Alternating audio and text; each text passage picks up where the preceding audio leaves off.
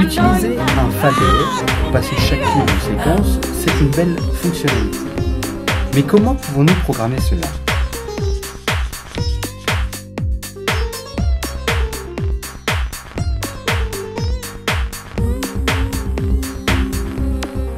Un Q-Step Fader est très utile, par exemple pour activer les couleurs directement.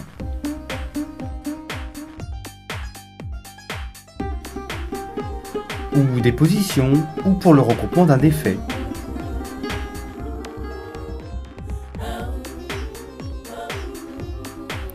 Cette fonctionnalité n'est pas directement fournie dans la grande MA2, et c'est pourquoi je vais vous montrer maintenant comment la créer.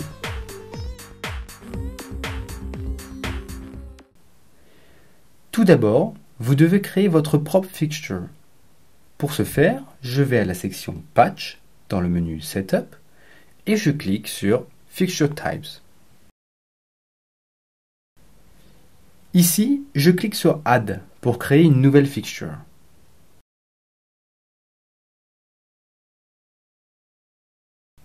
Je donne un nom et un surnom. Ensuite, je clique sur Edit pour définir les attributs individuels. J'ai besoin d'un dimmer et 10 canaux dummy. Ces 10 canaux contrôleront plus tard les cues individuels de ma séquence.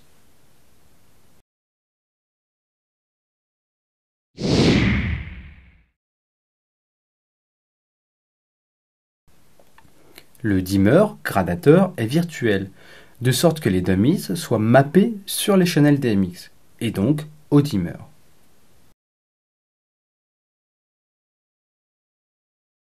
La valeur par défaut doit être fixée à 100 ici. Ensuite, je quitte ce menu pour me rendre dans le menu DMX Profile.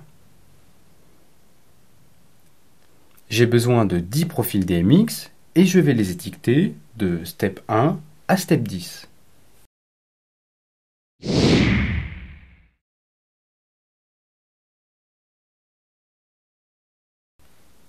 Pour modifier un profil DMX, je dois le sélectionner, puis cliquer sur Edit.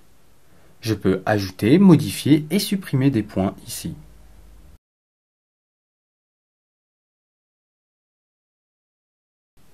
Je clique sur Table Mode, puis Decimal pour entrer directement les valeurs. Je définis maintenant des domaines individuels pour la sortie DMX de chaque profil.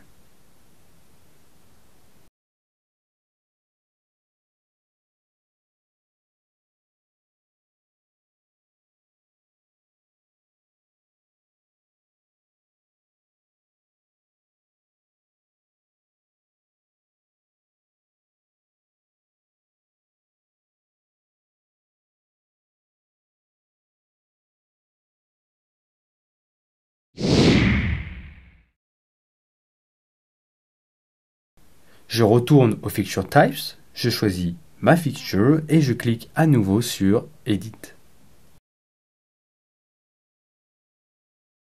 Ici, je connecte à présent les DMX Profiles créés avec ma fixture.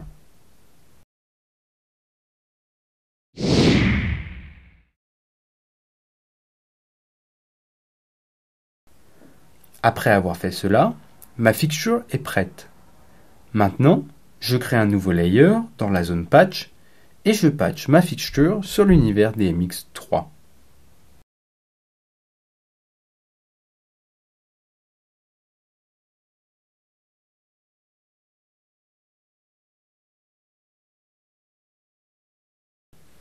Je store ma nouvelle fixture dans un groupe. Ensuite, j'entre 100% d'intensité et j'enregistre cela dans une séquence.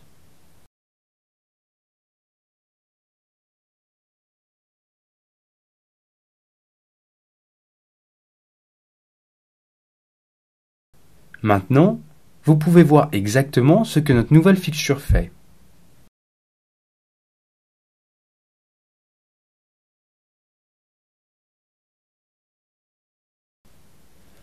J'ai déjà patché quelques moving lights. J'enregistre un fader d'intensité et une séquence avec 10 cues. Dans ces cues, je n'enregistre que des valeurs de couleur.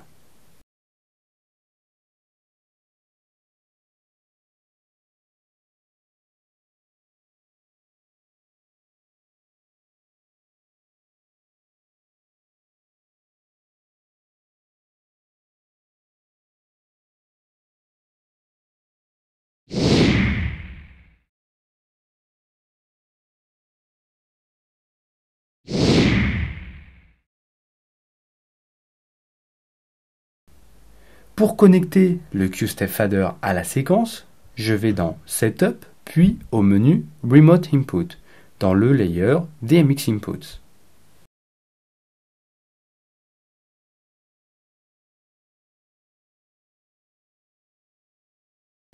J'ajoute 10 nouvelles Remote Inputs, DMX Universe 3. Les channels 1 à 10 sont l'espace de travail de mon QStepFader.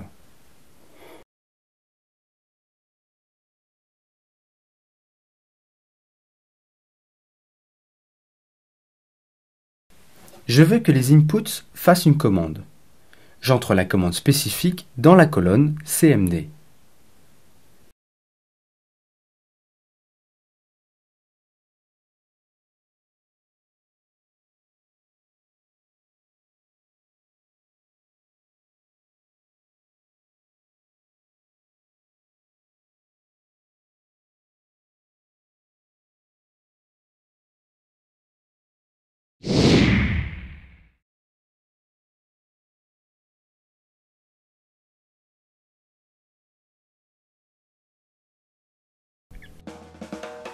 Et c'est fini, j'ai mon QStepFader.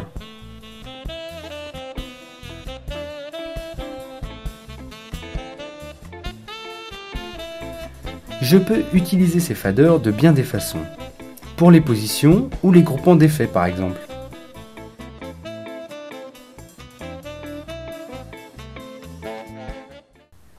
Le prochain tutoriel sera super cool.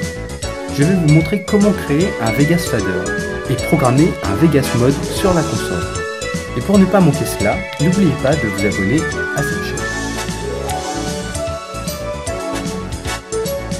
Il s'agit d'une vidéo de Fietz.2, mon nom est Benjamin Tressard et je tiens à vous remercier pour le visionnage.